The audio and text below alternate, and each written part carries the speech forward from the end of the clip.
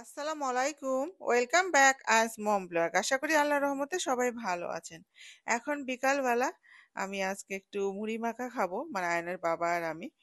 আর আজকে মুড়ি মাখা খাওয়ার একটা বিশেষ কারণ, বাংলাদেশ থেকে এই সরিষার তেলটা এসছে। আর এই তেলটা এত ভালো, এত ঝাঁঝালো, যে এরকম ভালো তেল আমি মালয়েশিয়া আসার পরে এই প্রথম পেলাম।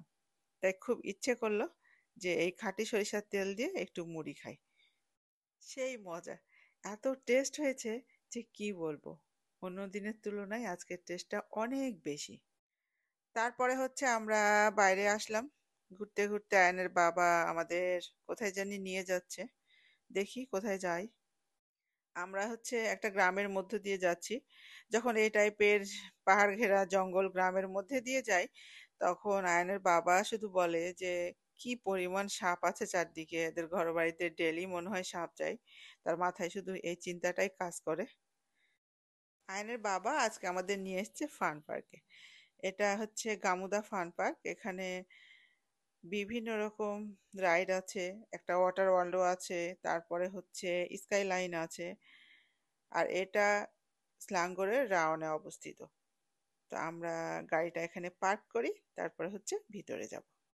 আমরা ঢুকতেই দেখি এখান দিয়ে ওয়াটার পার্কটা দেখা যাচ্ছে। সেটা দেখে আয়ন বেবি তো খুব এক্সাইটেড, অনেক হ্যাপি হয়ে গেছে। সে ভাবছে যে আমরা এখন ওয়াটার পার্কে যাব, কিন্তু এখন সময় কম, বা আমরা সেরকম প্রিপারেশন নিয়ে আসিনি ওয়াটার পার্কে যাওয়ার জন্য। তাই ওয়াটার পার্কে আজকে আর যাওয়া হবে না, অন্য দিন আসবো। এখানে কিছু রেস্টুরেন্টও আছে, আপনি চাইলে এখানে কফি খেতে পারেন, স্ন্যাক্স খেতে পারেন, খাবার খেতে পারেন।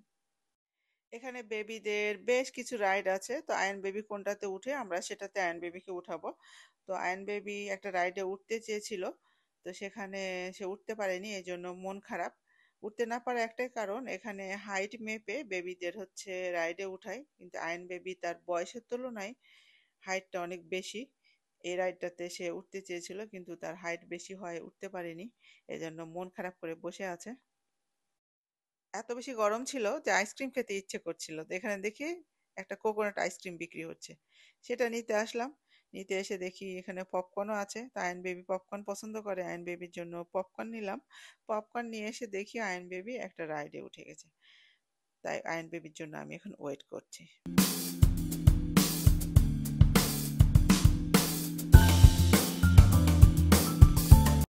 পপকর্ন খেতে খেতে আয়ন বেবি আর একটা রাইডে উঠার সে বায়না করেছে।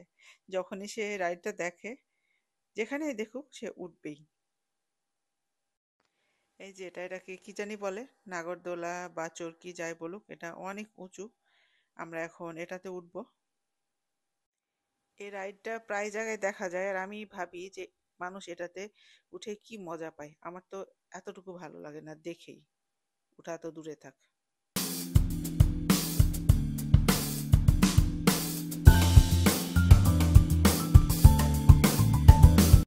আমরা হচ্ছে উঠলাম, এখন আস্তে আস্তে উপরের দিকে যাব।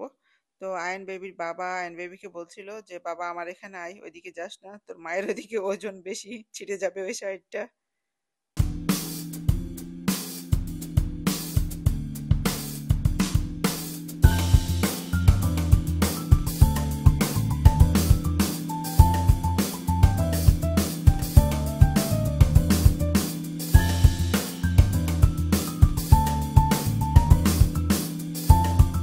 উপরে উঠার পরে যখন নিচের দিকে তাকাচ্ছিলাম, তখন মনে হচ্ছিল যে আমরা কতটা উঁচুতে আছি। তখন বোঝা যাচ্ছে যে এটা কত উঁচুতে।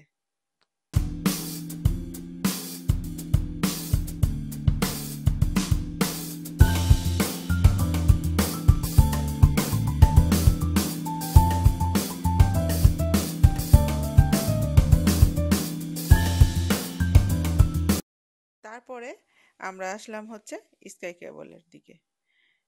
এখানে অনেকটা সময় কাটানো যাবে, আপনি চাইলে সারাদিনও কাটাতে পারবেন এই জায়গাটায়। তো স্কাই কেবলে উঠতে গেলে তো টিকিট লাগবে। তো আয়ন বেবি আর আয়ন বেবির বাবা টিকিটের জন্য লাইনে দাঁড়িয়েছে। আমি এই সাইডে ছিলাম, আমাদের টিকিট নেওয়া হয়ে গেছে হাতে। এখন ঠিক টিকিট ব্যান্ডগুলো এভাবে ওনারা লাগিয়ে দিবেন। আর এই মুহূর্তে গরমটা আমার কাছে মনে হচ্ছে আরো বেশি, আয়ন বেবি কি পরিমাণ ঘেমেছে। স্কাই কেবলে উঠলে অবশ্যই হেলমেট নিতে হবে, হেলমেট ছাড়া উঠতে দিবে না। তো আমরা দেখছিলাম যে কোন হেলমেটটা নেওয়া যায়, আমি আবার কালার খুঁজছিলাম যে কোন কালারটা ভালো লাগে আমাকে। আমার যদিও হেলমেট পরতে মোটেই ভালো লাগে না, কিন্তু কিছু করার নাই, পরতেই হবে। এখন টিকিটগুলোকে স্ক্যান করবে, তারপরে হচ্ছে লাইনে দাঁড়াতে হবে। যেখানেই যাই শুধু লাইন আর লাইন। আমাদের সামনে অনেকগুলাই আছে।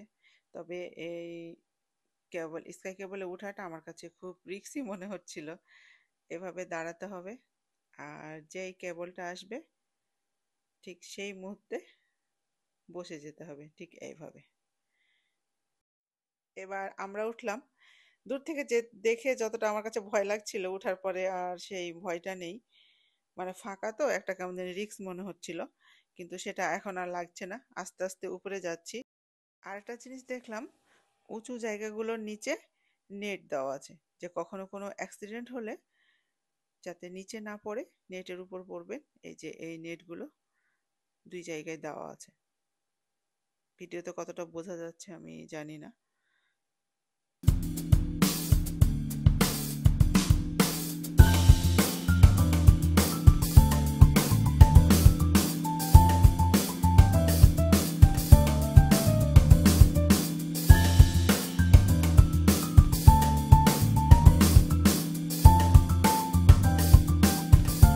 আমরা এই পারে চলে এসেছি। এত সুন্দর বাতাস, চারদিকটা এত ভালো লাগছে উপর থেকে দেখতে, যে আমি এখানে মনে হচ্ছিল বেশ কিছুক্ষণ দাঁড়িয়ে থাকি, শুধু এই ঠান্ডা বাতাসটার জন্য। চারদিকে শুধু সবুজ আর সবুজ, পাহাড়ে মেঘ ভেসে বেড়াচ্ছে, চারদিকটা সবুজ। খুবই সুন্দর, আমার কাছে তো খুবই ভালো লেগেছে। আর এখানে একটা মিরর আছে, এখানে সবাই ছবি তুলছিল, আমরাও ছবি তুললাম, কিছু ভিডিও করলাম। যাওয়ার সময় দুইভাবে যাওয়া যায়। আপনি চাইলে স্কাই কেবল দিয়ে যেতে পারেন, আর না হলে ছোট ছোট গাড়ি আছে, সেটাতে উঠে পাহাড় বেয়ে নামতে হবে। আর সেই গাড়িটা কিন্তু নিজেকেই চালাতে হবে।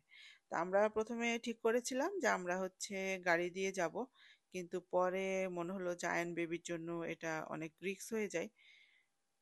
আমি আর আয়নের বাবা বলছিলাম যে অবশ্যই আয়ন বেবি যেতে পারবে, এই গাড়িগুলো আয়ন বেবি চালাতে পারে, কিন্তু কেমন জানি একটু ভয় ভয় লাগছিল। তাই আমরা আর সেই রিস্কটা নিলাম না। আর আয়ন বেবি এতটা ছোট না যে ওই বাচ্চাটার মতো সামনে বসায় দিব।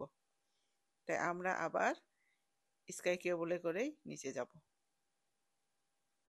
নিচে যাওয়ার সময় আরো সুন্দর লাগছিল, উপর থেকে চারদিকে শুধু আলো আর আলো। আর আমি বারে বারে শুধু এই জায়গাগুলোই ভিডিও করছিলাম।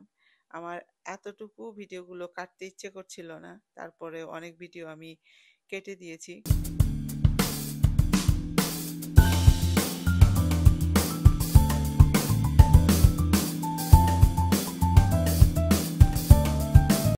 আমার তো খুব ভালো লেগেছে, খুব সুন্দর বিকেল, খুব সুন্দর একটা সন্ধ্যা কাটালাম। আপনারা যারা আশেপাশে আছেন, যাদের সম্ভব হয়, তারা পারলে একবার ঘুরে যান এখান থেকে। আশা করছি ভালো লাগবে।